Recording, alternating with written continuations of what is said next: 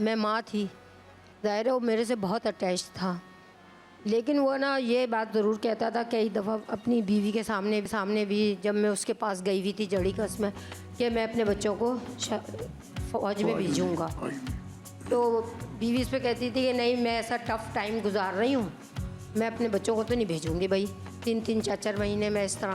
तो उसमें मैं कहती थी अभी बच्चा 1.5 साल का है, अभी तो बहुत टाइम पड़ा। नहीं, आप देखें ना आपकी तरबियत का कैसा कमाल है कि वो जज्बा कंटिन्यू हो रहा है। बिल्कुल।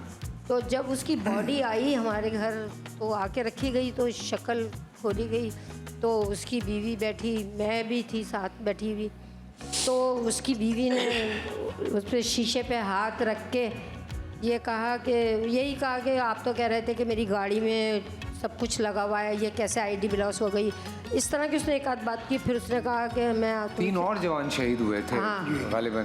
तो कह रही मैंने आपसे ये वादा करती हूँ कि ना इंशाल्लाह आपके बेटों को मैं आर्मी में भेजूँगी। तो उसी वक्त उसकी आँख से एक आंसू निकल के ना गिरा।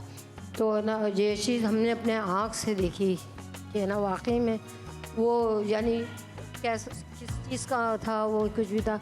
लेकिन एक दफ़ा वो पहले मेरे से ये ज़िक्र कर चुका था कि आईडी खान में एक मेजर की शहादत हुई है, तो ना उसका 1 साल का बेटा था। तो उसकी बीवी ने ना, मैं उस पर हाथ रख के कहा कि मैं ना अपने आपके बेटे को, उसने हाथ रख के बात की, तो एक आंसू निकल के उसका ना गिरा, मुझसे बताने लगे। तो मैंने कहा ये बात तुम मुझे क्यों बता रहे हो?